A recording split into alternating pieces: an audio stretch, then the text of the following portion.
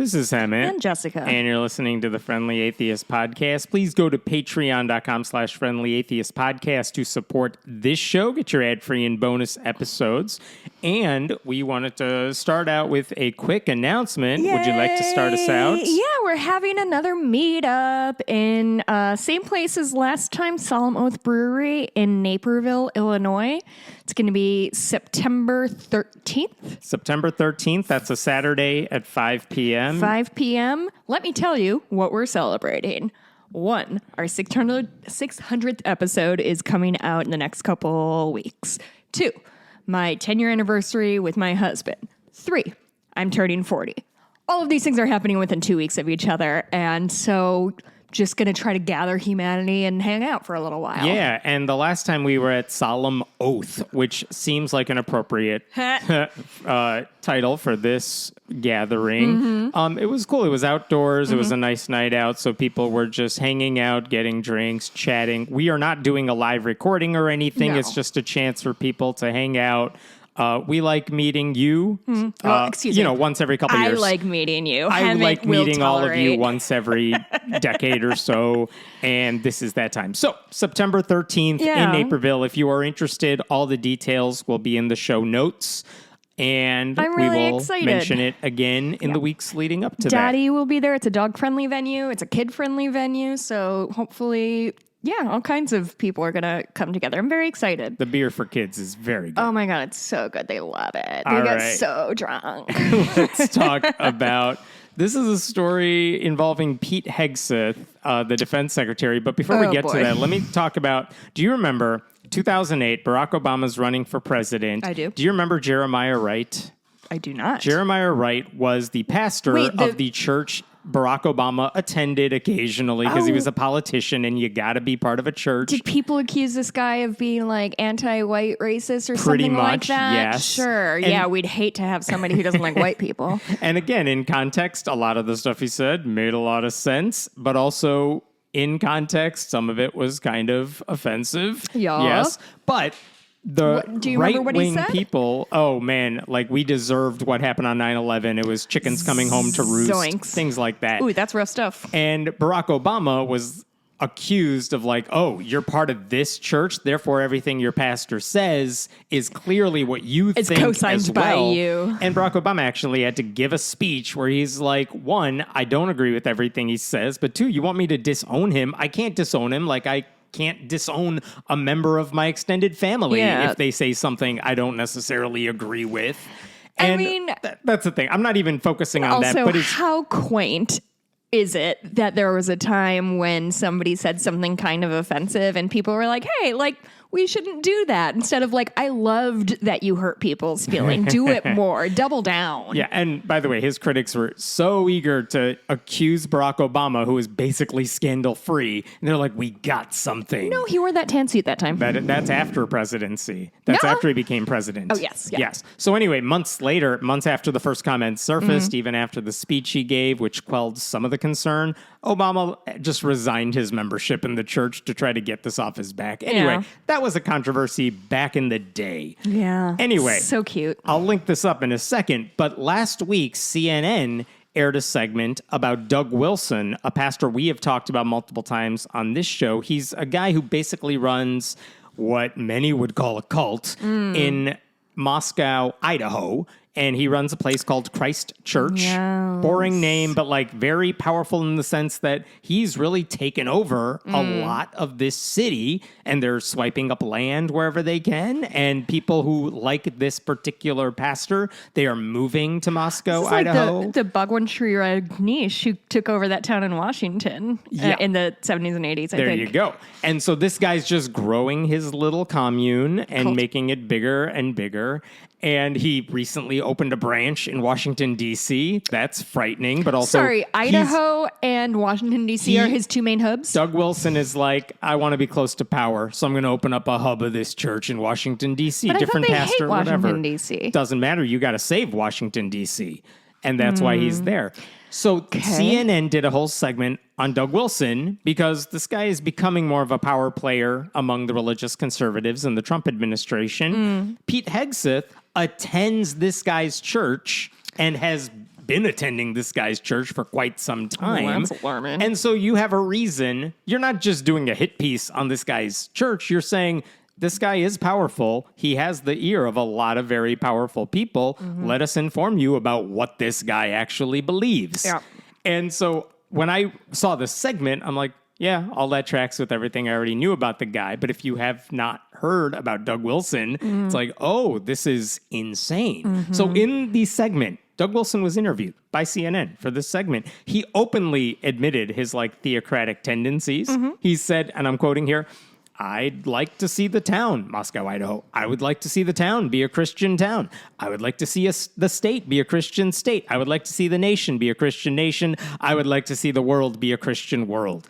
Which is his way of saying, you're accusing me of being a Christian nationalist. No, I'm a Christian globalist. I'm a Christian universalist. He's very much saying, why do you say that like it's a bad thing? Of course I want everyone to agree with me. Of course I would like to convert everybody. That's not a bad thing. That's called Christianity.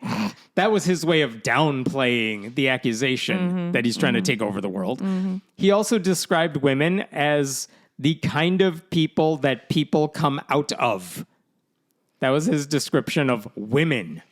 The kind of people that people come out of? Basically reducing women down to birth givers and nothing more. The interviewer, who is a woman, was like, so you guys believe women should be submissive to their husbands, right? He's like, yeah, what's the problem with that? And she's like, you don't think women should be allowed to vote? And two of his co-pastors were interviewed for that part of the segment. And they're like, yeah, they're trying to say, it's not that we are trying to pass a law necessarily saying, I'm paraphrasing here, that women should not vote. We're just saying in an ideal situation, I'm married to my wife and I vote on behalf of our family. That's what we want to see. And they're like, but you don't like that women could vote. What if a woman votes differently than her husband does? And they're like, why would that even happen? Why would she have thoughts? Much less independent thoughts. And I love that they're not even saying we think it should be one household per vote or one couple or one family. And of course, if you do that, which is what they want, they do want that. But at least, also there are single women out there. There are people 100%, who are, but they could at least try to soften it a little bit, but they just don't care. And that's what the CNN interview was going for. I've heard this about you, so you put it in your words. Do you actually not want women to vote? Well, no, we think men should vote on behalf of the families. And does he say why? That is why. Because men are the patriarchs, and so they control the household. That's their reason. There's nothing more to it than that. Okay. Now, in the segment, which because it was I want to be clear, it used to be the arguments against suffrage, giving women suffrage was kind of the same thing of men are the only ones who pay attention to politics, so they're the only ones who should participate in politics. And they don't say anything like that. They just said men are head of the household. Why would women need to vote? Men represent their families. It's kind of wild because every family is identical. The present day GOP is somehow more reductive than they were 100 years ago. It's almost it's impressive. all backsliding all the time. Now, in the CNN segment, which is only 7 minutes long, that was an extended segment, they did not mention some of the other things we've talked about, which is Doug Wilson has said, and I'm quoting here, sodomy is, quote, worse than slavery. Gay people having sex is worse than slavery. He said abortion is as great and evil as slavery. But he also does not think slavery is evil. He thinks slavery was a net positive because it, quote, produced in the South a genuine affection between the races. I'm sorry? A genuine affection between the races. Yeah, and the way so Doug Wilson... So the fact that the South spent the entirety of the 20th century fighting tooth and nail against giving black people the vote and allowing them to actually perform that was affection? Affection. So when they literally murdered Emmett Till because he looked at a girl wrong and he, by their quote, wasn't scared enough, and so they killed him, that's affection. affection. Here's how Doug Wilson would describe all the stuff we're about to bring up and everyone's screaming into their own mind. He's like, no, I'm not talking about the abusive people and the killers. I'm talking about the, righteous, God-fearing slave owners who respected their slaves. Who happen to have a lot of, light-skinned black folks running around their property for some reason, even though all your slaves are black. It's so strange how that used to happen. This is what Doug Wilson has preached. Wild. Those good God-fearing men definitely weren't raping women. Not at all. Doug Wilson has repeatedly protected abusers over the abused. Many women have accused men in his cult of doing horrible things, and he's like, whatever. Sucks to suck. He has not helped the victims. He also does not believe Muslims should be allowed to hold office. Hold office? Cannot be elected. Hindus cannot hold office. What I and he know. also doesn't want liberal Christians to hold office. I think it's assuming funny that extends to atheists the way as well. they draw these lines of women shouldn't vote. Muslims shouldn't hold office. Where is the pie chart in their office that they're okay. Who's allowed to? Yeah, who this far, People no who further. look like them and think like them, and that's it. Yeah, but why is it women can't vote? Muslims can vote, can't run for office. Oh, I don't think they want Muslims to vote either, for what it's worth. But I just think it's funny the way they rank and file things of okay, women can't vote, can't run for office. Muslims, right now we're not going to push back on voting. Office, boo. Right. It's truly just Calvin ball. They're just making shit up. The funniest thing about it is every time he says this shit, it's not like he was asked specifically about it. It comes up in the middle of random other conversations. Right. Where it's what would an ideal Christian country be like? Well, Zoran Mamdani is running for office as New York's mayor, and that wouldn't happen in a righteous country. Sure. Anyway, that's the sort of thing this guy just volunteers. So, Pete Hegseth, to move it along here, remember when he was nominated as defense secretary, there were news stories about how this guy has a tattoo that reads Deus Vult. Remember? That's right. He's just a Nazi. He's basically, he also has a big Christian cross on his chest, which, despite the Bible saying you shouldn't have tattoos, but the Deus Vult thing means God wills it, and that's a slogan that became very popular with the Proud Boys, the Three Percenters, Christian the other nationals. extremist groups that participated in January 6th. What did the 3%ers represent? I don't know. 3% of whatever they think they're the elites It's kind of of. like the 1 million moms thing of you can't just say numbers, bud. you have to back it up. It has to Just make it up. Anyway, Hegseth, since he's been defense secretary, he's purged women from the top ranks of the military. He's held Christian prayer services during work hours at the Pentagon. They're not just getting rid of trans military people, they're depriving them of pensions they have earned. Okay, so let's bring all this together. Last week, after CNN aired that segment about Doug Wilson, not only did Pete Hegseth repost it for his followers. Oh, he's proud. He tagged it, all of Christ for all of life. Which, depending on your interpretation, is either a personal philosophy, okay, or a threat to everyone outside their bubble. Oh. By the way, every word in that thing is capitalized. But yeah, so he's openly saying, guys, this is my pastor here. Check out this segment. This is the segment in which Doug Wilson's colleagues were like, yeah, women should not be voting. So this is the question everyone was saying. It's one thing for all these Republicans to promote their faith, which is a problem for many, many reasons.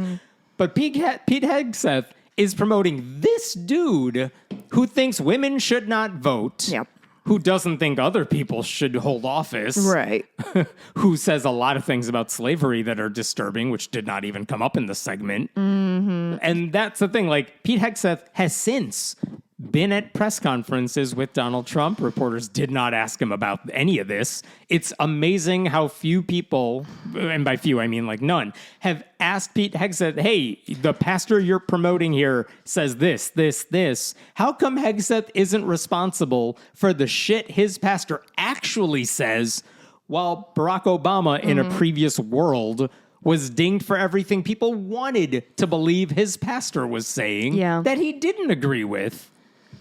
So in a normal world, this sort of endorsement, this open endorsement of a horrible person would be disqualifying. But when you're a defense secretary who has already leaked classified secrets in a group chat, and you're surrounded by MAGA cultists who have no principles, there isn't even eyebrows being raised by the sort of people who would lose their friggin' minds if a Democrat who did not hold the same exact religious beliefs did anything even close to this. Here's how both parties responded to the reaction to people saying, Pete Hegseth, what did you just retweet? Yeah. Pentagon spokesperson Sean Parnell defended Hegseth's association with Wilson. This is from an article in Salon. The secretary is a proud member of a church affiliated with the Congregation of Reformed Evangelical Churches, which was founded by Pastor Doug Wilson. The secretary very much appreciates many of Wilson's writings and teachings. What? That was the end? That was the end. That was just word salad. And meanwhile, Wilson... That was just the Wikipedia entry on him. That's like, okay, but what does Hegseth think about the horrible shit that Doug Wilson has said in the very interview he is promoting? Yeah. They're like, I'm sorry, I didn't hear your question, whatever. We're not They asked Doug interested. Wilson, hey, what do you think about Pete Hegseth retweeting your shit? And he said Hegseth's close involvement in his church, quote, is the kind of thing we like to see. My God. See, nothing to worry about, just the... I'm not going to survive this summer, am I? Oh, no, and you're white. I know. It's nothing to worry about, just the unqualified alcoholic leader of the Defense Department endorsing a pastor who openly promotes Christian nationalism. He has and a believes drinking problem, women... too? Oh, so much. That's all the jokes before he got into office, but he promised everybody, Who was he before? Don't worry, I will stop drinking after I'm defense secretary. That's a real thing he has actually said.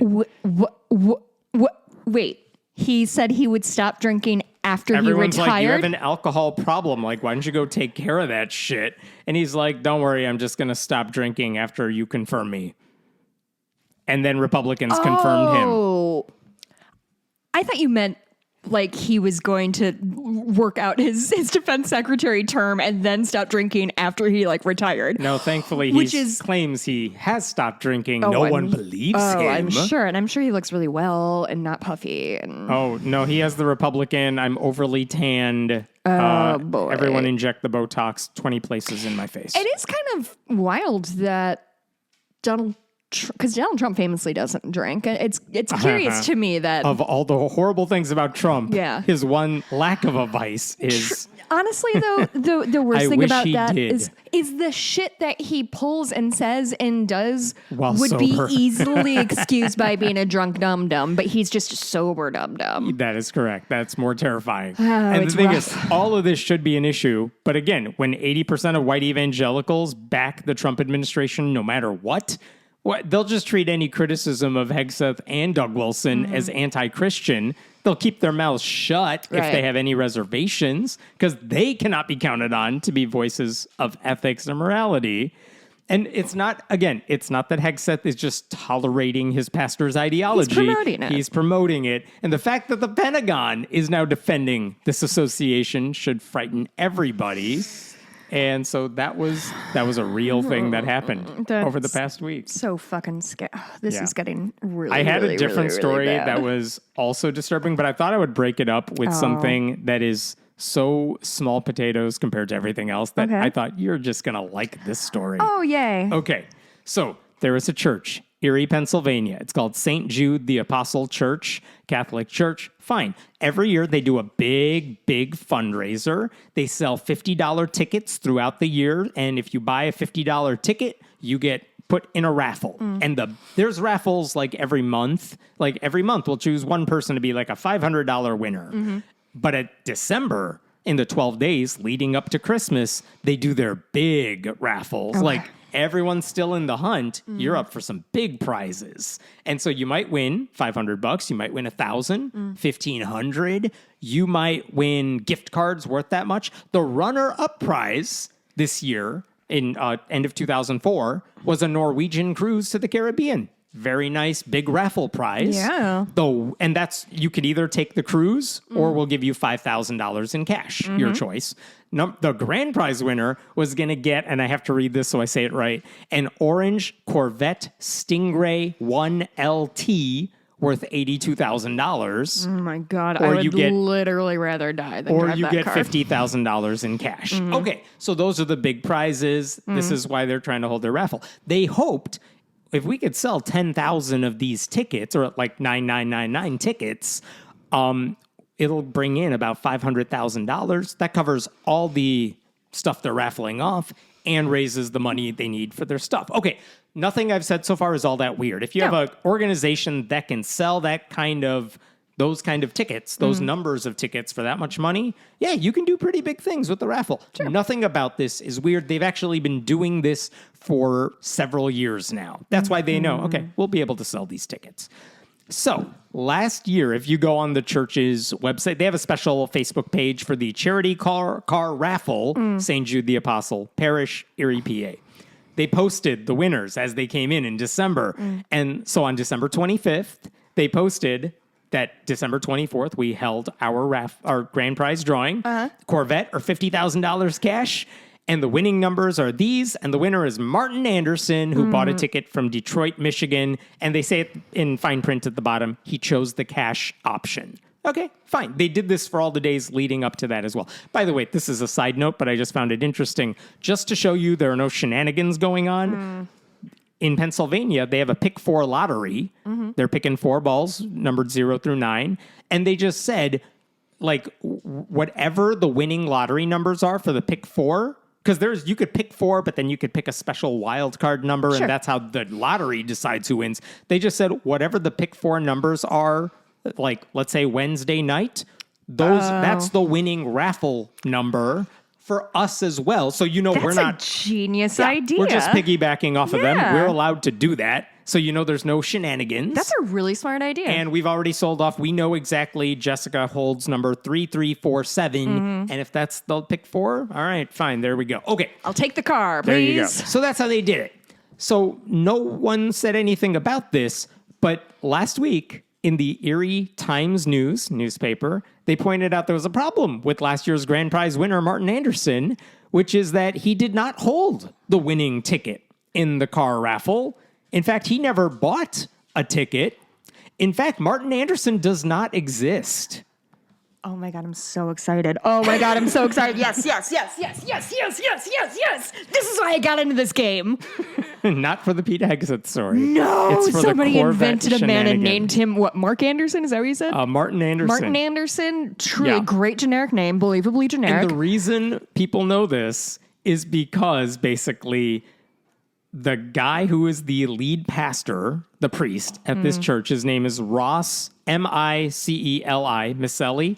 Ross Miceli is the priest who runs this particular parish. Apparently, he told an employee that he made up the name.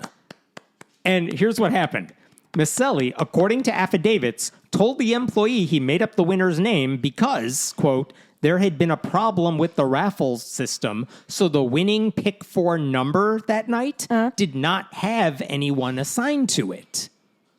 So they didn't sell all the tickets. And I think he's like, oh shit, what am I supposed to do for our big grand prize? Am I supposed to say, well, nobody won, sorry? Or does he just say, somebody won, haha, it's good. Make sure next year you keep buying your raffle tickets. So he decided to make up an ungoogleable name that sounded plausible. And that why was the game this gentleman from Detroit? Because is my main question. They have a website where anyone can buy tickets. It's not limited to who's in their church because they don't have 10,000 people in their church. Yeah. But they're like, hey, everyone in our church, spread the word. Raffle's open. Anyone can buy a ticket. So Jess, tell your entire family, I don't care where they live, They're so anyone cheap. can buy a ticket, which is fine because you're supporting this church, right? So he could just make up a name. And according to the article, Father Miceli admitted to fabricating the grand prize winner's name, but insisted the prize money was still in the account.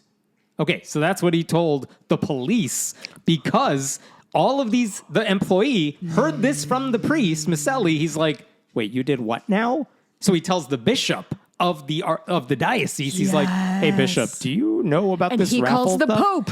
And the bishop's like, that's not okay. And thankfully, these people are like, hey, police, there are things happening here that we don't want to be supporting. And they would not do this, to be clear, if we were talking about an abuser going into the confession booth saying, I do bad things to a child. Oh, well, who cares about that? No one cares about that. This is about money. This is about money. And so the bishop's like, law enforcement, you should do this. And so they went to like the district attorney's office. And back in March of this year, the district attorney's office basically went to Miceli's offices in the church. And they got enough information that confirmed, like, yeah, there's some shady stuff going on. When they interviewed the priest, he basically admitted to what he did. Like, he made up a fake name that would be extremely hard for people to Google, right? Mm-hmm. Because he had been hyping this raffle all year long. And by the way, if I went on their website for the raffle, and they say, like, 2023's winners, 2022's winners. And it doesn't And the big winners, they have, like, Jessica won the grand prize in 2023. Here's a picture of her next to her new Corvette. Check. Oh. Yeah, in that case, they took the car. And so they have a picture of that.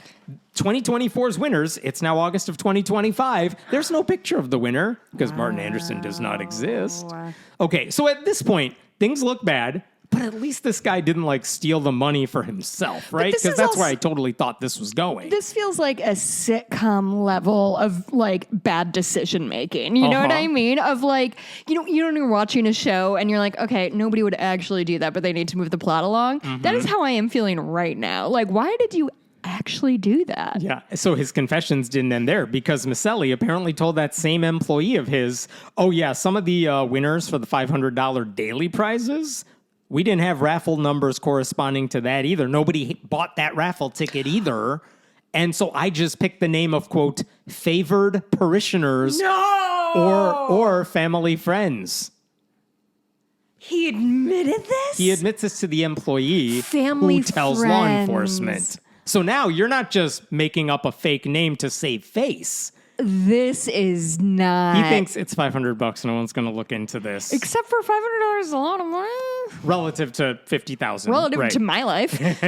So here's where it gets even worse. The Erie Times News finds out in a follow-up story. Oh, good. Wait, there were additional search warrants because in the time that this shit is going on, Miceli makes some interesting purchases since the time he began working at this church. And mind you, if you are a random priest at a random church, you're not making a ton of money here. No. You're doing it for love of the game, right? So this is from the article.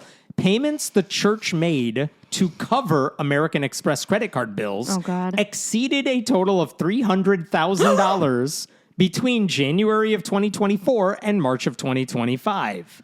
I don't think I could spend that much money that fast. If you wanted to, right? The sole person in charge of the church's bank accounts, according to the search warrants, was Miceli, known as Father Ross. And this is what the new warrants showed that the employee told the detectives in February of this year that, quote, Father Ross had recently purchased a new Tesla, owns numerous high-value personal items, including designer clothes, sneakers, electronics, and collectibles, and frequently travels domestically and abroad. All of these behaviors appear inconsistent with his reported modest income and living expenses, which are largely covered by the church. And then, when the detectives raided this guy's office, they also found, wait for it, 3 high-end resort cards, like membership cards, and membership cards for 12 different casinos. Okay, well, I figured out how he spent that money so fast. So life is good when you're a priest with no oversight, apparently. Did he have a private jet, or did he just fly commercial? I don't know why that matters to me. Next year. This is all in this like in 2024 year. 2024 onward. So this is when he started promoting the raffle for the end of 2024. Hysterical. So this guy was hired by the diocese in 2022. He's a young guy. 2022 he was hired, and according to church like public documents, they said we've hired Miceli for a 6-year term to run this particular church. But where is Erie in Pennsylvania? I don't know. Okay. So he gets hired in 2022. He just announced a couple of weeks ago, hey, everyone at this church, I just wanted to let you know I've been reappointed to 2 smaller churches elsewhere in the diocese. And like, he just flat out announced that, didn't say why he was moving or anything. He said, after prayerful discernment, I have decided to submit my resignation as pastor of basically this church. And the bishop has accepted my resignation and I've been assigned to 2 other places, blah, blah, blah. He didn't mention the investigation, which had been going on because he had talked to the police at this point. Right. He did not talk about his spending habits. Now, here's the important thing to note in all of this. As of now, no charges have been filed against this guy. No criminal charges against this guy. But last week, the diocese announced, yeah, you know how we said he was moving to those 2 smaller churches? JK. He is not. He is placed on administrative leave until this investigation is over. It's going to be paid leave. We don't know how he would survive otherwise. Right. But what the newspaper found is that the search warrants, they pointed like they need permission to investigate his church office. And what the detectives wrote is we're investigating 3 possible crimes. 1, rigging a public contest. 2, tampering with records. And 3, theft. Sure. Like Tampering with records would have been, the fact that he invented the name? Yeah. Okay. And now it'll be up to the district attorney to decide whether or not to file any of these charges. So based on the investigation so far, it is possible that this exposure of his raffle scheme, which, despite what he did, you could argue he was just trying to make the church not look bad, but he didn't steal the money. It's all there, but he just didn't want it to look like no one bought tickets. Yeah. You could make up an excuse to rationalize it's still a bad decision, Yes. but like not a criminal one. But because they started investigating all this, it may have exposed something much deeper. Because he said that money's still in the account. As far as I know, that is accurate. But also, Where if did he's all doing that all money this come from, the though? raffle purchases, $50 tickets So add up he's just over time. pocketing when people buy tickets. He's just pocketing that. He's the only one who has access to the accounts that hold that stuff. But then he's writing checks to himself to reimburse himself for the credit card that he's using for all this other stuff. I don't know. I don't know what's going on. This is guy the point. had to know he was going to get caught. This is not a sustainable situation. He's going to get into like Breaking Bad territory Dude. so quick. I mean, to be fair, even if he's charged with any of these crimes, that would make it one of the least awful things a Pennsylvania priest has ever done. I mean- this is where the grand jury reports against the Catholic Church originated several years ago. By the way, the reporter for the Erie Times News who covered all of this, his name is Ed Palatella. He has covered all these stories. Like this is once he uncovered the first story, he's like, "Oh, this is the only thing I'm writing about for the next week." But he also found that just a couple weeks, like literally earlier this month of August, Misselli was giving a sermon at the church and he preached against greed. Hammett, you're lying to me. It's beautiful. Why would you lie? It was beautiful. Oh my God. I love it. It's just the dumbest low stakes story, but I love every bit of it. That is so fucking funny. Oh my God. I would watch a farce about this happening. Like It's a Netflix documentary waiting to happen. To me, it feels like a Coen Brothers movie of like a heist kind of gone wrong, and then all of a sudden just shit's escalating. And he's like, "Oh God, I can't fly this private jet I bought." Oh, that's such a great story, Heaven. Thank you. You're Thank you welcome. so much for that. You're welcome. right. Everything else is horrible. Oh, good. Okay.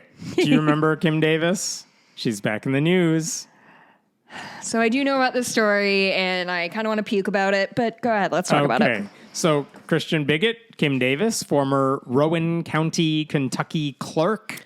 She was famous in Thrice divorced, if I... Oh, we'll get to that. Oh. She defied the law in 2015. She's the county clerk. Her job is to sign the marriage licenses when they come to her desk. Yep. And a gay couple came to her desk. They're like, marriage equality is legal now, even in Kentucky. Thank you, Obergefell ruling. And me and my same-sex partner want to get married. And she's like, I ain't signing That's how they talk. this. That's my southern accent. She's like, I am not signing this document. She did it to a handful of couples. And they're like, you're not allowed to not sign the document. You're a government employee. Yeah. And your literal one job is to sign this document. And that's why she became famous. She's like, is she a Christian martyr, or is it, She's an asshole. or is she just an asshole who doesn't want to do her job? And so that's why she was in the news back in the day. She's already, like, the gay couple, a couple of them sued her over this. And there was one couple that kind of is foremost the couple she's fighting against. She's already legally bound to pay $100,000 to one of those couples. Friendly Atheist Podcast at patreon.com. And then she had to pay that couple's lawyers over $260,000 in legal fees. And now the reason she's in the news now is because a couple of weeks ago, her lawyers from Liberty Counsel, a Christian hate group, are like, we're not done fighting this. We got nothing else going on in our lives, and we need fundraisers. So we're going to take this up to the Supreme Court to challenge and appeal this decision that not only has she lost, not only does she have to pay the couple and the couple's lawyers their legal fees. They're like, let's just keep fighting, even though she's lost every step of the way. They are asking the Supreme Court to take a look at this case. But they're not just saying we want you to undo the losses in court. They went ahead and said, oh, by the way, while we're here, we also want you to overturn the Obergefell ruling, just like y'all overturned Roe v. Wade. And that's why this is in the news. It is darkly funny to me that this all happened a couple of weeks ago, but the news media only figured it out. By and large, the news media figured this out a couple days ago. One religion writer I know is like, I covered this weeks ago. Where were all of you people? Anyway, so here's the backstory here to get to your point about her inherent hypocrisy because she opposes same-sex marriage because she wants to protect the sanctity of marriage. This is a woman who, this is in chronological order, so play this slowly, see if you can wrap your head around this. She married husband 1, had babies, twins, with husband 3, divorced husband 1, married husband 2, divorced husband 2, married husband 3, baby daddy, then divorced husband 3, then remarried husband 2. That is where we are at right now. So she's with husband 2. She's with husband 2, with husband 3's kids. And again, I don't even judge. I don't really care about her personal life. I don't want to know about her personal life, but if this is what she's going to do with her public life. But the monogamous same-sex couple that's like married for life, that wants to be married for life, she's like, no, you guys are hurting the institution of marriage. It makes me feel icky. Yeah. And that is a legally protected feeling. And by the way, people have obviously brought this up over the past decade. And they're like, how do you justify your own dating history? Say? She's like, God wasn't in the picture until husband 2's mother died. And then I started going to church in 2021, and that's when me and husband 2 got remarried. And then I was a real Christian. So everything she's done. So in 2015, when she broke the law. She's a Christian at that point. You just said she wasn't a Christian until she remarried husband 2 in like 2011. 11-ish. Oh, 2011. Right. Yeah, okay. Right? So I got you, okay. After marriage number 4 to husband number 2, she's like, I'm a Christian starting now. And my virginity grew back. Yes, that's how it works in Kentucky. So she wasn't a hypocrite, everybody. She just wasn't a Christian yet. And by the way, in her book, which I read because I hate myself. You didn't read it. Why would you do that? Was it terrible? Was it short? Was it a novella? It was basically a fundraiser for Liberty Counsel as well. But in that book, she's like, it's not hypocrisy, you guys. It's, quote, divine irony because, and this is the way she puts it, God took a woman married 4 times and used her to defend marriage against the gays. Like, isn't that mysterious of him? I'm paraphrasing, but that is what she said. I hate this cunt. Okay. So the legal history is what matters here. In 2022, a federal judge said, you didn't sign the marriage certificate, even you were the county clerk. You broke the law by not doing that. I don't care what your religious beliefs are. You have a legal obligation to do that. You didn't. You were a government worker. Your personal beliefs cannot override the law you swore to uphold. Sure. And then when a jury heard the case in 2023 to figure out damages, they didn't buy any of her lawyer's bullshit. And so they eventually ruled that she owed the gay couple that she was fighting in court $50,000 each, $100,000 fine. Liberty Counsel said she has qualified immunity. She cannot be sued. She's a government employee. And they're like, fine, we'll just go after you as an individual. And the jury's like, yeah, we're fine with that. Like, you fucked around. You're going to find out now. Yeah, that's always been my curiosity about this. Is like, I don't understand how she is the sort of masthead for this and not like the government of Kentucky or like the government of her particular town.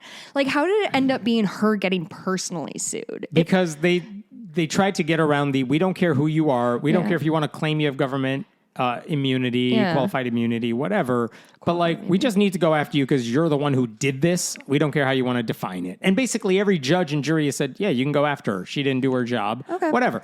Liberty Counsel said they would appeal, which went nowhere because Kim Davis broke the law. But then it came down to legal fees, and they asked for a lot. The gay couple asked for a lot more. Kim Davis's team tried to whittle it down.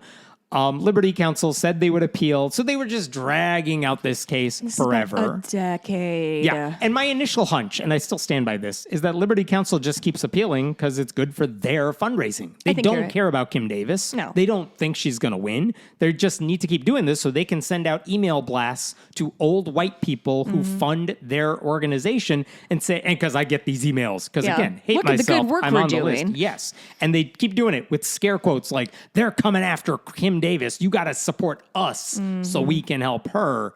There's no legal argument in Kim Davis's defense. So on July 24th, now this year, a couple weeks ago, Liberty Counsel filed a petition with the Supreme Court to hear their case. And this is what everyone's reporting on. And the thing is, it's not that weird. Anyone can ask the Supreme Court to consider their case.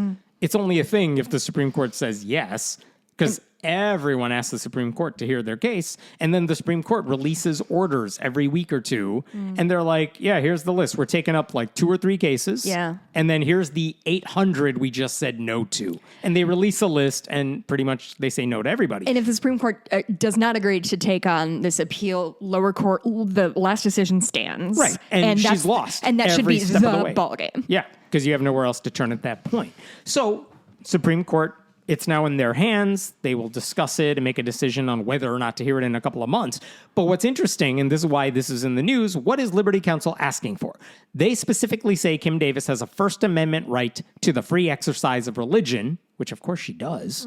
But that because of that, it's unfair to sue her as an individual, which is what the lawsuits did. So they said you can't sue her as an individual because individually she's allowed to have her religious beliefs.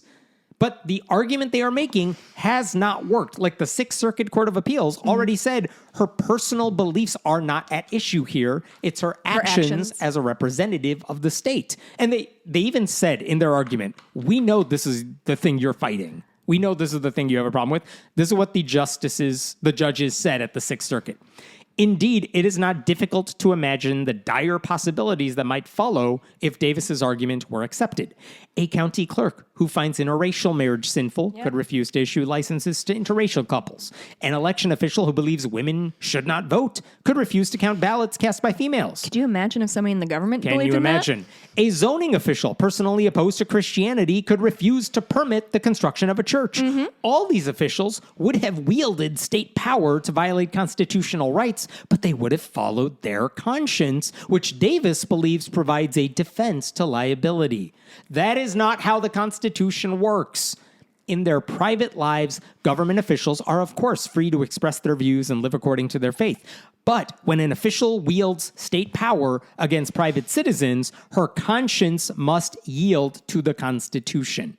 That's what the judges said at the Sixth Circuit. I'm so glad there are people smarter than us who do this, because that was really well done. Yeah, so this is what they were like, we know this is the thing you're fighting, and we're telling you, no, that's not how anything works. Because I'll be honest, like, truly the idea of her personally getting sued has never sat well with me. To me, it should be like the government is like, she's a part of the government and they should be like held saying, to this account. person can't be a criminal. They're just a human being with rights who just happened to be a criminal who was robbing a bank 10 minutes ago. Right. Like, no, you can't I know just... I'm wrong. I know I'm wrong. And I don't know the legal argument behind it. I'm not trying to pretend I do, but Liberty Counsel is still running off of this, again, for fundraising, because this is what they're asking the Supreme Court to consider. They're saying, yeah, but she's a person who is just exercising her religious beliefs, so she has the right to do that. So in the process, Liberty Counsel is saying, by the way, you should overturn Obergefell because, they say, quote, it was grounded entirely on the legal fiction of substantive due process. And in effect, they're saying the Constitution doesn't guarantee marriage equality, not in the 14th Amendment, which is what Kennedy cited in that Obergefell decision. And they say not historically, because that's all this current Supreme Court cares about. And just like this court overturned Roe v. Wade by black saying... people couldn't vote, so I don't think... And this court overturned Roe v. Wade, and in Alito's decision, he basically said there's no historical right to an abortion, so who cares what the reason is? Liberty Counsel saying you can overturn Obergefell the same way. This is what they say. That decision, they say, was egregiously wrong. And they say, this flawed opinion has produced disastrous results, leaving individuals like Kim Davis finding it increasingly difficult to participate in society without running afoul of Obergefell and its effect on other anti-discrimination laws.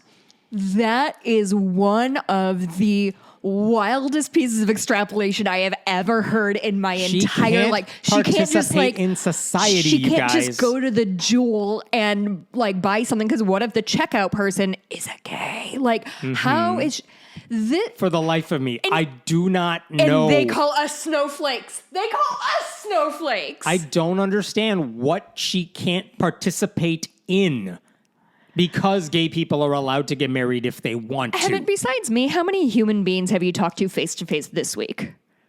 One. It's so easy to avoid people if you don't want to see people. You can do it, Kim. I believe in you. You cannot. What you can't do is change the entire world to protect your fifis. Apparently, she can go on as many dates as she wants. Oh, my God. Like, the gays are not stopping her from marrying husbands 5 through 8.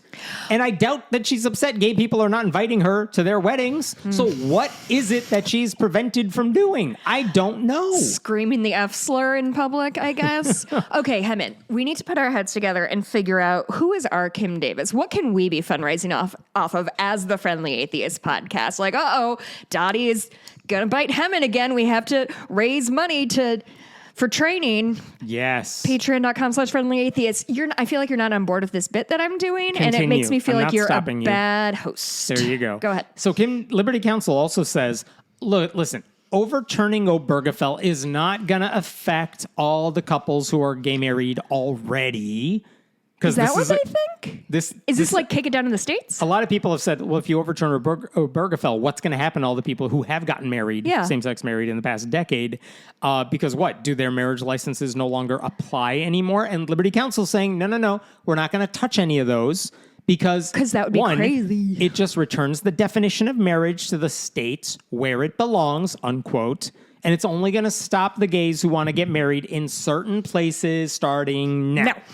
But that still creates civil rights obstacles for same-sex couples who can't obtain a marriage license, and new civil rights obstacles for same-sex couples who already have one because they could see their other rights eviscerated over time. And the reason they can't overturn the marriages that already exist, even though they want to, is God's covenant. In 2022, they're God's covenant. Do you remember back in the day, Joe Biden and Democrats were like, there was a Defensive Marriage Act that said federally gay people don't count. Yep. We're passing the Respect for Marriage Act, which says we saw what you just did with Roe v. Wade, and we're saying you can't overturn legal same-sex marriages or interracial marriages. And even Republicans were in a bind. They're like, God, we thought this was done with. You're making us take a vote on this? Fine, we'll give this to you. So because of that bill, they can't go back and undo the ones that already exist. So, okay, but also this would be a problem moving forward for obvious reasons. Now, the reason all of this matters, because the obvious response to all of this is the Supreme Court probably isn't going to take up this case. It's not really presenting some novel legal thing they need to weigh in on. There isn't a discrepancy in lower courts because every court's like, Kim Davis, go away. You have no argument here. So like, we don't need to step in. Are they just hoping that the current SCOTUS is just so fucking conservative that they will like... One, fundraising, because even if it was a 9-member liberal court, they would be doing this anyway. You think? But also their hope, and this is what they're telling their donors when they send out those email blasts, is, hey, the Supreme Court wants to overturn marriage equality. Clarence Thomas said it in the Roe versus Wade decision, in the decision overturning that. And what ABC News pointed out this week, this request of the Supreme Court, quote, appears to mark the first time since 2015 that the court has been formally asked to overturn the landmark marriage decision because, unquote, and that's because Kim Davis is considered by and large to be one of the only people who has any kind of legal standing to even make that ask. Because no one's actually injured legally when gay people get married. So her weak standing as a former clerk who was impacted by Obergefell, they're like, you're the only person who can even request this. So that's why this is kind of a story. Because if I'm just mad that same-sex marriage is legal, I can't make that request because who am I? But Kim Davis can say, I was personally affected by Obergefell, and therefore I'm asking you to undo it. So that's why it's kind of scary that she's even allowed to be asking this. This is a bad country. Yes. So it's a bad case with a worse character at its core, but also the Supreme Court's also really bad. So if they wanted to do this, they could always find a reason to do it, even if the arguments she's been making have failed at every junction for many years now. So, I mean, I will say in 2020, this Supreme Court, which was pretty much the same with a couple changes, but like still conservative, they rejected a different attempt by Kim Davis to overturn the rulings against her. But both Clarence Thomas and Sam Alito said those with sincerely held religious beliefs concerning marriage will find it increasingly difficult to participate in society without running afoul of Obergefell and its effect on other anti-discrimination laws. And if that sounds familiar, That's word for word. it's word for word what they are saying in their complaint to the Supreme Court now. So Fucking word for word. it's why they're like, oh, remember what Are you said? telegraphing something, Yes. Liberty Counsel? So even if the Supreme Court doesn't take up this case, and every legal person you would talk to is like, there's no reason they would take up this case. Like even this Supreme Court is like, when Coach Kennedy, the football coach, it's like, he's not the guy you want to use if you want to make this argument. Yeah, but they took it anyway and they ruled in his favor, even though the facts didn't line up because they just made up facts to fit their narrative. So it's like Kim Davis is not the ideal person you want bringing this case because there's so many things wrong with everything she's saying.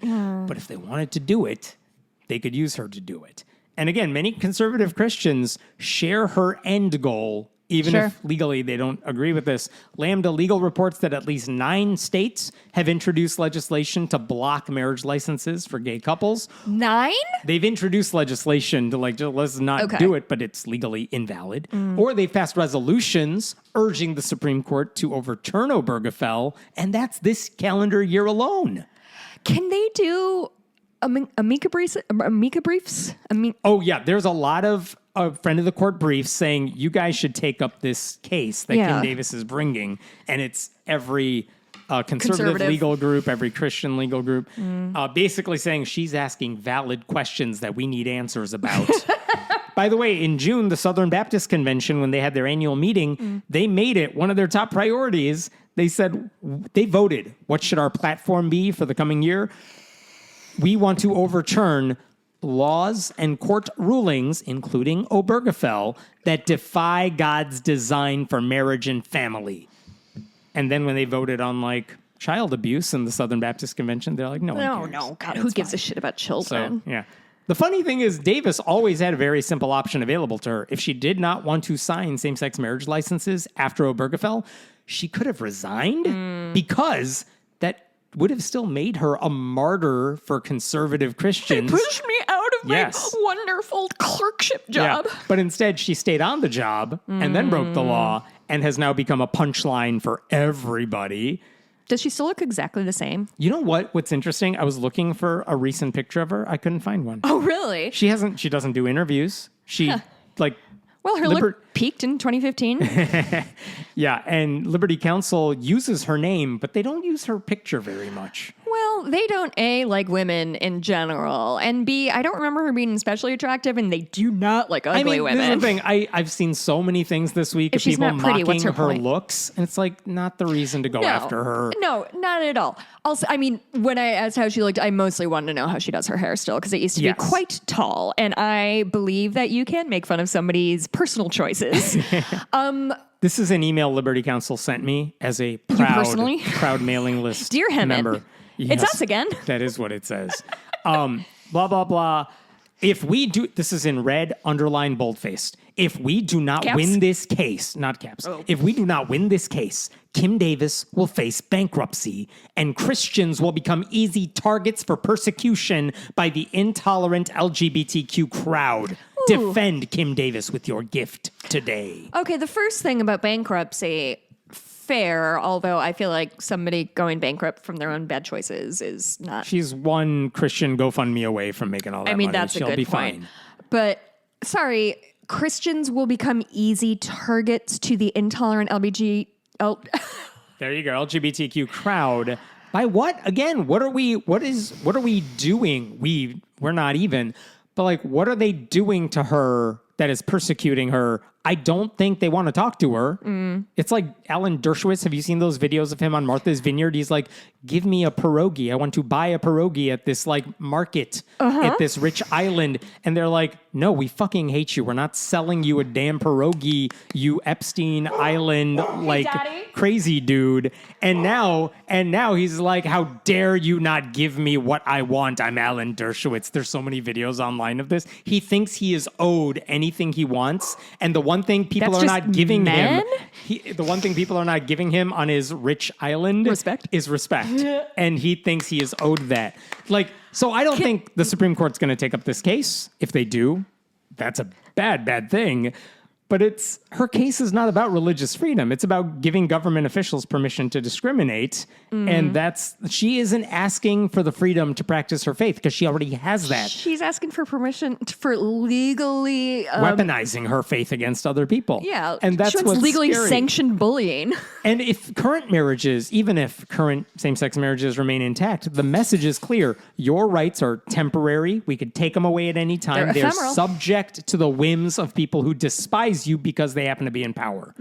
And that's a scary thing. That's where we are right now. So, thanks for voting, everybody. Yeah. Can I tell a quick anecdote that's kind of charming? Last weekend, 2 weekends ago, I was up in Wisconsin with my best friend Leslie, and we went to a place called Pierce Farmstead, and it's like literally what it's at. Like in the fall, they have a big corn maze, and it's a bunch of farm shit. Bring your kids, run around. There's really good fresh produce. But Leslie and I went to grab some stuff. And we were walking in, and we were kind of like absentmindedly holding hands, as we sometimes do.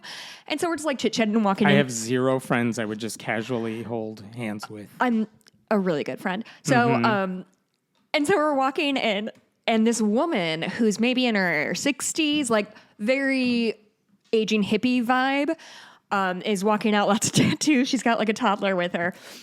And she was like, hey, girls, if you go to the back and this and that corner, you're going to find the best produce, and it's going to be this. And we're like, oh, God, thank you so much. She's like, oh, and also this. And just kept being like, oh, and here, you need to make sure you get this and don't do this.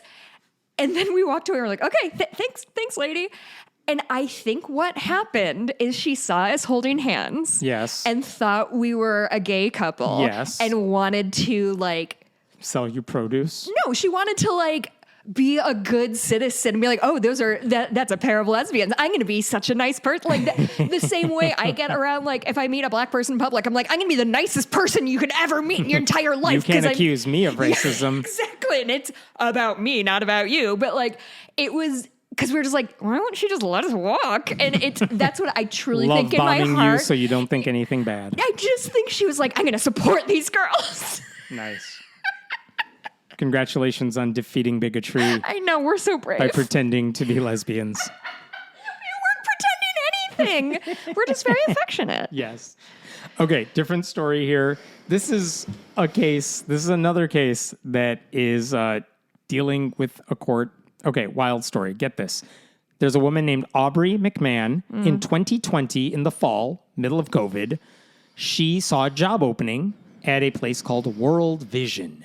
And this is a Christian ministry. Their slogan is like... I was hoping it would be an eye doctor. Nah. We want to show unconditional love to the poor and oppressed. So it's a Christian ministry that helps the poor. Okay, fine. She sees a job opening. And the description said, like, you can work from home. You would be speaking with potential donors who want to support us. And she's like, I meet all your qualifications. And there were some additional requirements that they said there, like you have to attend... even if you're remote, you have to attend devotions, weekly chapel services, and regular prayer. Within the group or your within the company. Okay. I think it's within the company. Like, and if you're remote, because they have a lot of remote employees, they do like group calls and they do it. And she's like, yeah, fine. I'm Christian. I don't care. That's fine. So she said as much in her interviews with World Vision that she's religious. And in January of 2021, she got the job offer. So she's like, cool, I get to be a customer service rep. Congratulations. Fine, I have a job. It's a terrible job, but you have it. Exactly.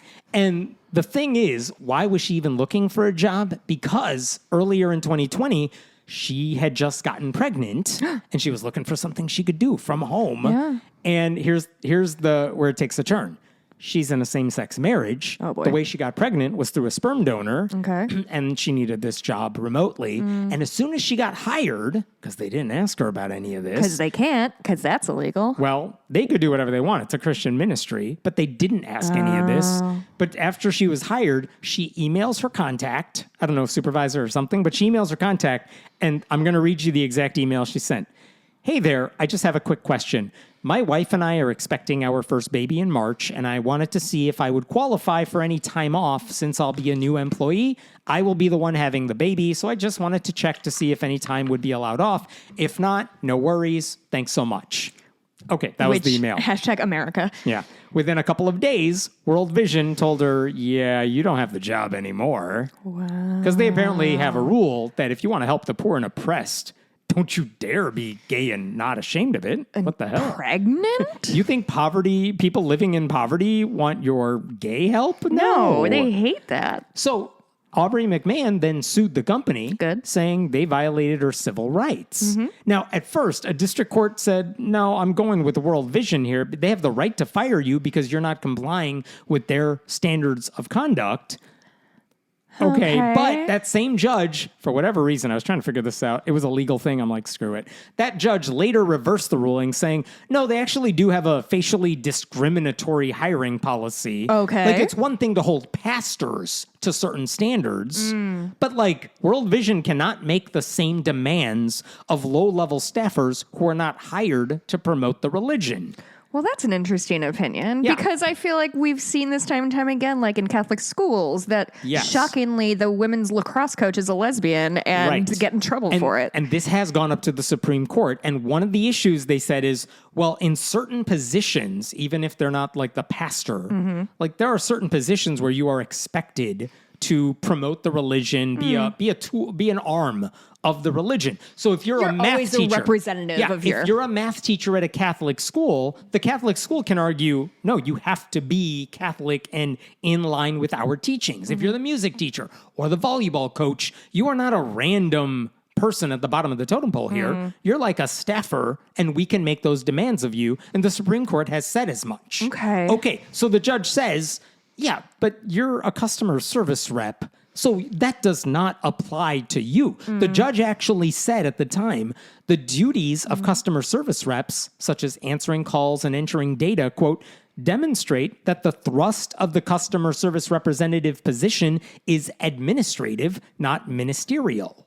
So he's saying she does not qualify. So yeah, she actually has a point. You cannot fire her because she doesn't meet your religious, I have a question. Demands. Do you know in the hiring paperwork when she filled out an application, would there have said something to the effect of we require XYZ of our employees, no same-sex couples? Is that some when she looked on I don't believe there was a statement of faith that said you have to agree with the following. Because again, they're trying to fill an administrative position. I'm just wondering at what point should it have been understood that she's a gay person and they do. Her argument is whatever that line is, it's not the one I was at. Sure. Right? And that's what the judge said too. But it originally said the other thing for different reasons. And it's the same judge? Same judge, So because weird. they were like, clarify this. And he's like, you know what? I was wrong. Whatever. So World Vision appealed that judge's decision. And this month, recently, the Ninth Circuit Court of Appeals heard the ruling, heard the case, and they made a unanimous decision. The three judges all said, and this is interesting, all three judges, Democratic appointees. Oh, God. They all said, you know what? World Vision has made a compelling case that even their customer service reps count as ministers under a rule that exempts religious organizations from following anti-discrimination laws when it comes to hiring. So basically, if they want to fire a customer service rep for not following their religious rules, they're allowed to do that. And this is what the judges said. We hold that World Vision's customer service reps qualify for the ministerial exception, meaning we could treat them like ministers, because they perform vital religious duties at the heart of World Vision's mission. And this is what World Vision argued. This is what the judges said. CSRs, customer service reps, also perform vital religious duties crucial to World Vision's mission by explaining World Vision's ministry programs and by giving people an opportunity to join World Vision in the mission of God through donations and sponsorships. This is what World Vision said. These are, I'm paraphrasing, but World Vision says these are the first people potential donors talk to when they want to give to us. So if they call our company, Jess is the first person they're going to talk to, and your job is to get them to answer donate. the phone, hail Satan. Yes. And so your job is to be the Christian advertiser for our organization. Because what if they have a tip question? of the spear. Yeah, what if they have a question about the ministry? What if they have a question about whether we're doing God's work? You have to be able to honestly answer them and be a representative of our religious mission. Okay. So it doesn't matter, these Ninth Circuit judges said, that all the work you did was, quote, overwhelmingly secular, or that the religious aspects kind of apply to everybody, or they were optional about certain things. They said, while, this is interesting, the Ninth Circuit said, while secretaries, accountants, and custodians could not be fired for the same reasons. Secretaries, accountants, okay. Yeah, while they could not be, if you fired a custodian for the same reason as this lady. Because he's not customer facing. Right, then we could go after you for this.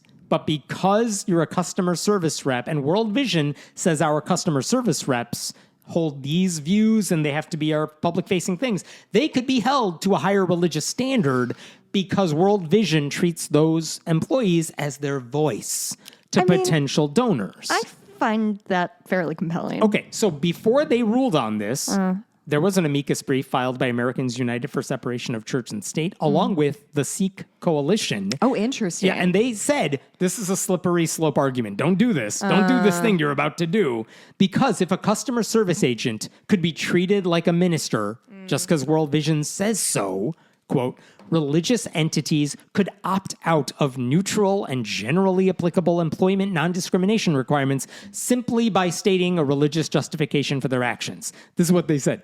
If this court accepts that the limited religious components of McMahon's job qualify her as a minister, millions of employees at religious organizations could be stripped of fundamental civil rights and basic workplace protections.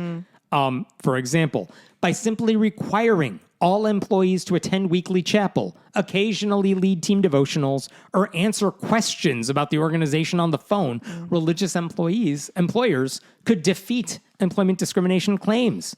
Like, what's stopping them from saying, custodians help us present a cleaner face of Christ to the world at large. Therefore, those positions are not protected under anti-discrimination laws. We could fire them if they, they break their fingernail because Jesus doesn't want that. I think, though, the problem that I'm having here, especially with this case, is that's not what's happening. It's not that she's not Christian. She is Christian. She is Christian, but she's she doesn't just not follow straight. all of their demands for what a good Christian ought to be. And that's why they fired her. And she's saying, you can't fire me for that. And the Ninth Circuit now says, no, they could totally fire you because you don't meet their made-up rules for what a Christian is. Yeah. And because they count you as a minister, in big quote hands, because you're public-facing and you were talking about the religion, that they're allowed to do that because churches are allowed to get away with that. Yeah, and this is 100% my dad's voice about to come out of my mouth, but there is also something about if this is how it goes, Christian companies are going to have a harder and harder time finding people to I'm normally not this person, but this seems like almost like an economic thing that could work itself out of we can't hire enough people who are good, white, God-fearing, straight people. Right. And when that day comes, we will have a good laugh about it. Until then, and I know that's wrong. That's just John Blumke coming out. But until then, they can find people to work for minimum wage who just agree or don't say anything. That's the other thing is if she just said, I am pregnant and didn't say my wife and I are still expecting. have a job. Do you think? Well, if she said my wife and I, no. But if she just said I'm pregnant and I'm having a baby, can I get time off? None of this would be an issue. But eventually they'd find out. It's the same reason like a Catholic teacher who has a picture of their same-sex spouse on their desk. Yeah. They didn't announce it to the world, but if I saw a Facebook post with you and your family, That's a good point. if we find out about it, we can go after you. And again, all the people that go to those churches and go to those schools or send their kids to the schools. They're like, why would you get rid of that teacher? That teacher was great. It's like, yeah, well, then take your kid out of that school. That's the only way they're going to learn a lesson. Yeah, it's happened to Bennett a few times. So by here's the problem now with the Ninth Circuit ruling this way. By stretching the ministerial exception to cover even customer service reps, basically the Ninth Circuit has signaled that religious organizations can just rewrite job descriptions with just enough holy-sounding language to strip all the workers under their giant ministries of civil rights protections. There is nothing stopping them from saying secretaries and accountants that they hire have to say a prayer here or lead a devotional, and that makes them de facto ministers. Yeah.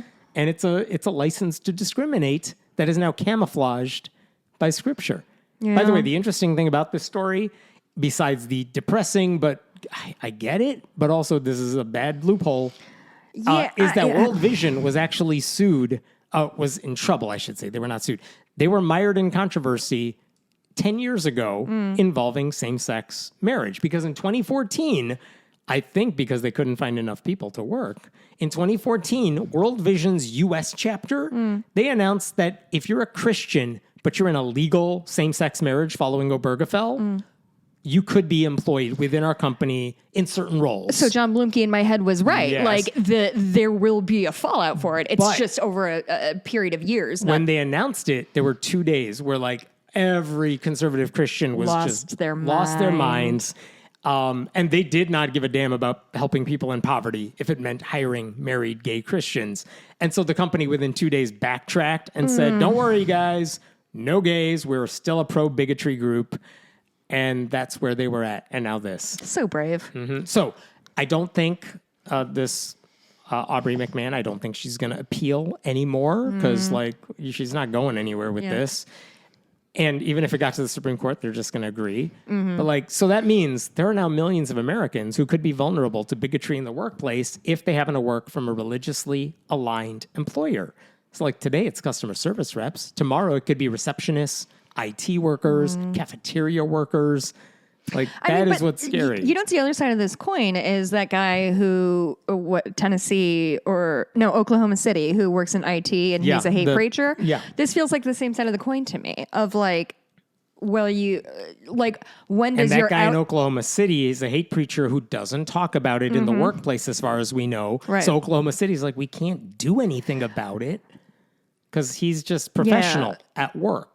During work hours. To me, just this feels of a piece of like, we're gonna like leave it at the door, right? It's like fucking, they're trying to do severance IRL of like, just be a worker here. When you're outside, you can do whatever you want. You can hate whomever you want. I think that's most companies, right? Like you do the job we hired you for when you're on the clock. Yeah. And then after that, we're not staring at you. Church, it's a mess. She forced their hand in a way by asking them and letting them know her situation. And they're like... Well, because she's living in this beautiful world where she wasn't employed by horrible bigots. Right.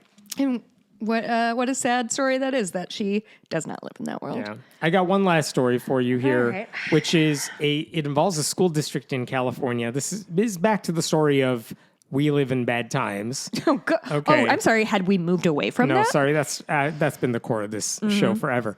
Let me remind you of the Chino Valley Public School District, Chino Valley Unified School District. It's in California. And basically, the reason this particular school district is in the news all the time, forever, is because, one, a majority of their board members seem to come from the same megachurch. And they're all conservative. In 2015, there was an article about the overlap between the megachurch, which is run by a guy named Jack Hibbs, and the members of the school district. Because what did they do at board meetings? Here's from the article. This is by the nonprofit group Reveal. Bible verses, calls to accept Jesus, and the promise of eternal life can be heard in two disparate places in a southeastern suburb of Los Angeles. Can my city promise me eternal life? Yes. Because sign me up. But you could hear it in Los Angeles. You could hear it at the Calvary Chapel Chino Hills Megachurch. Dear Aurora. And the Chino Valley Unified School District Board of Education. 3 of the 5 school board members worship at the Evangelical Church on Sundays. Perfect. 2 of them continue praying and preaching during the board meetings on Thursdays. This isn't the same group as Come On, Lynn. No. Do you remember them? Yeah, I remember that. I miss them. It's the same type of thing, but Yeah. different. But basically, 3 of those board members were members of Hibbs Church, and they were using their power to turn meetings into religious revivals. Like, the church endorsed one of those candidates for school board, which they're not supposed to do, but they did. The church literally asked school board candidates what they thought. Like, they did a questionnaire of the school board candidates, and they asked, what do you think about abortion and Jews' right to Israel? And their views on... Is that an opinion I'm supposed to have? Oh, yes. If you're a conservative Christian, absolutely. Good. And what are your views on marriage? This is a school board race. This is the questionnaire for candidates for the school board. Their responses were then distributed to the congregation.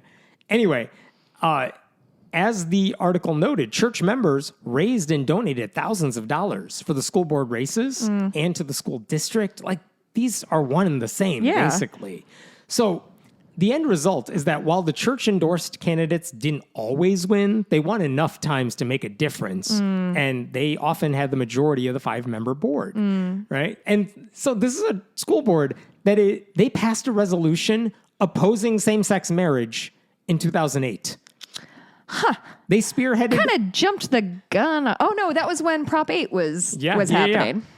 They spearheaded a Bible class as an elective several years ago. They opposed a state law intended to protect transgender students. This is what they do on their school board. So the point is, the megachurch's involvement in this school board district, it's been a problem for well over a decade. And the school board has tried everything to turn their meetings into church services. Sure. Now, in 2014, they were sued over the prayers at school board meetings by the Freedom from Religion Foundation. Okay. And basically, the FFRF said, these board meetings, they resemble a church service more than a school board meeting.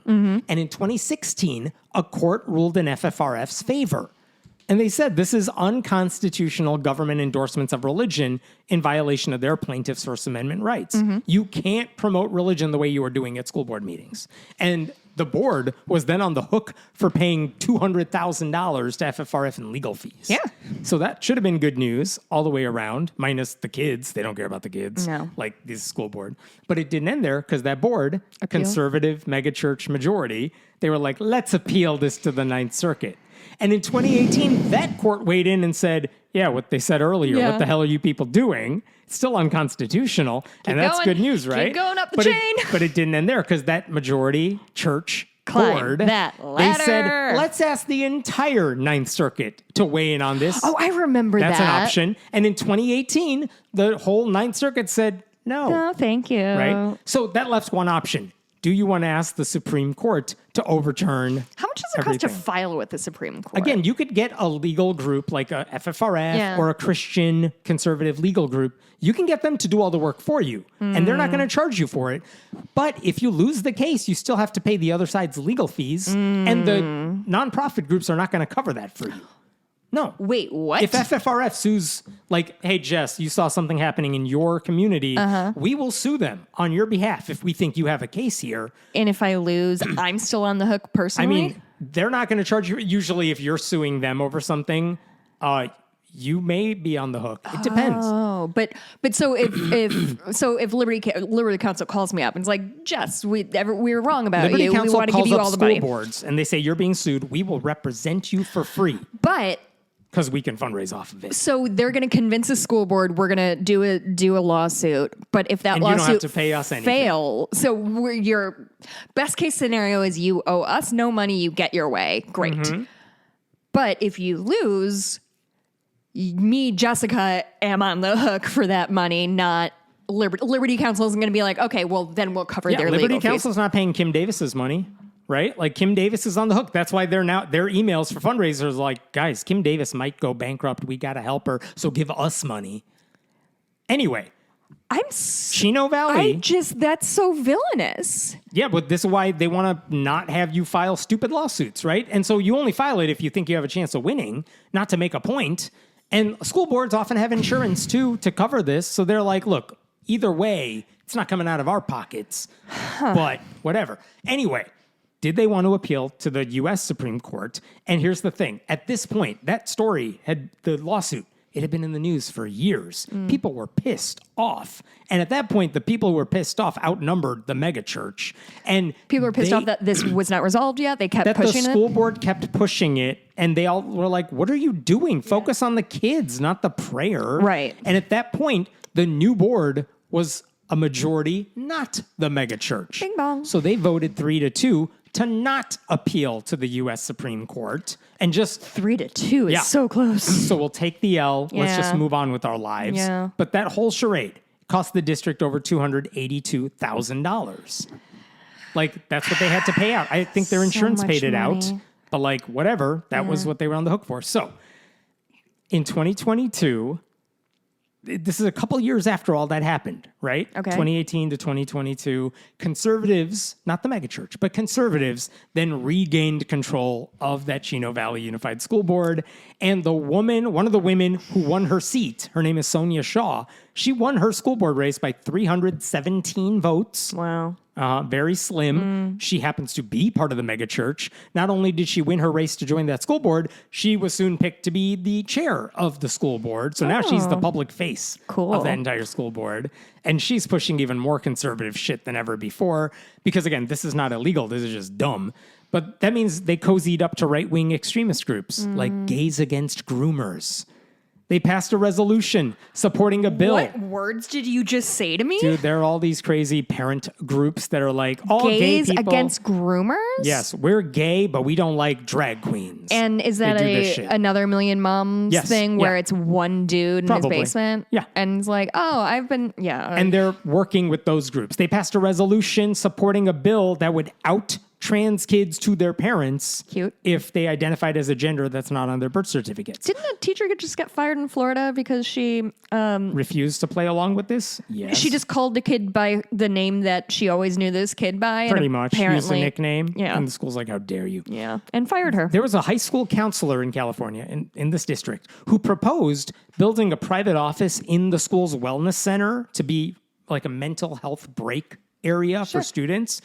Shaw, this school board lady, said that could become a Planned Parenthood clinic.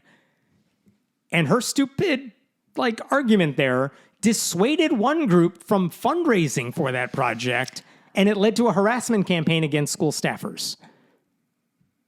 A Planned Parenthood clinic? Yeah. What You want to have a door in fuck the... is she talking Nothing. about? She makes shit up because she's a conservative Christian. It's what they do. Lying is not a sin as long as you're doing it for a righteous cause. So, This is insane. yes. So here's where we're at today with this particular board. It is 100%, all 5 members are ultra conservatives. They're not all members of the church, I don't think, but Sonia Shaw is still on there. One of the board members that was actively promoted by the church is still on there. I think the others are just conservatives. One thing they have not done, though, despite being super conservative, is bring prayers back to their meetings. Because literally it's the one thing the court said you can't Please do this, don't do and this. you lost a case about this. They lost it. They can't do it. Yeah. So this past February, the board voted unanimously to allow one of those right-wing legal groups, this one's called Advocates for Faith and Freedom, to try and resurrect their old case. Wow. So here's what this group is saying, according to these lawyers. Remember the football coach case? Oh, fuck. Yeah. They said that guy wanted to pray at midfield after games, and the school said no because he's a public school football coach. When that Okay. Kennedy was the big bad Kennedy, now we have a new Kennedy. Yes. So they said that ruling killed off the Lemon test, which is a test you can use to see if some law violates church-state separation. And if that test is no longer in effect, church-state separation is basically dead, and therefore school board meetings are allowed to have prayers because it's just tradition. That is the argument that this right-wing group is making. By the way, none of that makes sense. Imagine- Church-state separation still exists. You don't need the Lemon test to know that. Imagine insisting through hours and hours, man hours and man hours and hundreds of thousands of dollars just so you and your friends can say a little rhyme before your thing This starts. is all conservative It's Christians just, care about. like- Could you help the students? Apparently Yes. not. But do you want to? No. No, I would rather pray about So it. last Push, week- pray until something happens. Last week, very nice. Thank you. I didn't make that up. That conservative legal group filed a formal request with the U.S. District Court to revive their old case, allowing them to put prayers back in meetings. This is what they say. It's not spoiled yet? It's not gone bad? The expiration date hasn't passed? No, This and case? this is what they're saying. The law on which the injunction was based has since been overturned by the Supreme Court. The board, which consists of several new members, now desires to implement a policy allowing for invocations to start school board meetings. As a result, our school district requests this court vacate the injunction and permit the new board to create a policy that permits an invocation to be done prior to board meetings in a manner that comports with current law. So basically, they said two different things there. I don't know Yeah. if their invocation is before the meeting starts or after the meeting starts. Because before the meeting starts is You can do legally whatever the hell you protected. want. Right, no one's stopping you, but they want to do it during board meetings. 100% they want to do it during meetings because it's all showboating. So of course they want it on record Yeah. after the recording begins. Well, it's like Jesus said, only pray in public where everybody can Correct. see you and nod approvingly at your prayers. Yes. So like if they succeed, it would likely lead to countless public school districts shoving Christianity into their meetings by way of an invocation. And remember, the Supreme Court has said city councils, lower governments, you can have invocations as long as they're open to everybody and there's a fair way of doing that. But that has not extended to school boards because kids are present. So they specifically, the law applies to like city council meetings. School boards, even though public government officials, they cannot have invocations during meetings. Interesting. And that's what they're trying to push here. Now, FFRF says they'll keep fighting this. The board's latest move is a troubling effort to defy longstanding constitutional protections and reintroduce religious coercion into public meetings. FFRF will file a forthcoming response to the board's motion and seek to keep the injunction in place. Like, there's no reason judges should see any of this differently. Yeah. Like, even if the lemon test is dead, 'Cause I don't think church-state that was the account. separation is alive. There's no Yeah. tradition that backs Christian invocations at public school meetings. No. I mean, to begin with, we did not have public schools at the founding of the nation. Yeah. We've also become more religiously diverse. Like, it's like the 10 Commandments people who tried to shove that in public schools because of tradition. Yeah. A judge has even said, if you look at the tradition of public schools, there's no tradition of putting the 10 Commandments in public schools. So what are you talking about? Yeah. So unfortunately, when your board members are guided by religious zealotry, this is what they're fighting for. Not about kids, not about what's good for students. It's about what's good for their religion. Well, and their they're megachurch. probably all caught in a feedback loop of just like encouraging each other, like, yeah, we're on the right track, blah, blah, blah. And they just like Yeah, and everyone at their whip church themselves treats up them into as a friend. heroes. Yeah. Golly, this is a Meanwhile, bummer. all of these people are like, get your kids out of public schools. They're evil. So, So we're going to ruin them and also not use them. yeah, I mean, ruining public schools is part of their mission. I just don't understand. That's the whole Republican Party right now. Like, I truly- We don't like public schools, so let's destroy their funding sources and let's trash them. Let's give more access to vouchers everywhere so people go to private schools. By the way, private schools can be religious schools. They're doing everything they can to destroy public education and make it harder for people to succeed through public education. And then it's like what they do with crime too, mass shootings. Yeah. It's like, we're not going to give you a solution to prevent it. Right. And then crime happens and they're like, see, we told you. I can't. I don't want to. So That that's your sucked. weekly dose of optimism. That sucked. What are we talking about in the bonus? I saw the film, The Naked Gun, the new one There you with go. Liam Neeson. It was very funny. I laughed a lot. No new reviews, but you Leave can your reviews always leave on them. iTunes or wherever. We're going to talk about that. I'm halfway through the documentary about the Karen Reed case. Okay. I'm having trouble finishing it because it's giving me like anxiety attacks. And I taught my... actually, this isn't for the bonus. 99% Invisible just released an episode about Sister Amy and the birth of megachurches. Yeah. So I Amy have... Semple McPherson. It's a good episode. Go Have you listen. listened to it? Yes. I have not listened to it yet, but I saw it and I thought it would be relevant to our group. Friendly reminder, September 13th will be at Solemn Oath, 5 p.m. Bring your friends, Yep. bring whomever. Details about that 600th episode and then some celebration is in the show notes. You can click on it for location. It's free Yeah. if you want Oh, to yeah. come there. You don't have to drink. You don't have to drink. You can bring your own Join food. me with the Diet Pepsi party. Yeah, and come on there's down. usually a food truck there. It's a really nice time, very Yep. chill. Everybody's always very nice. All right, we'll see you next week. Goodbye.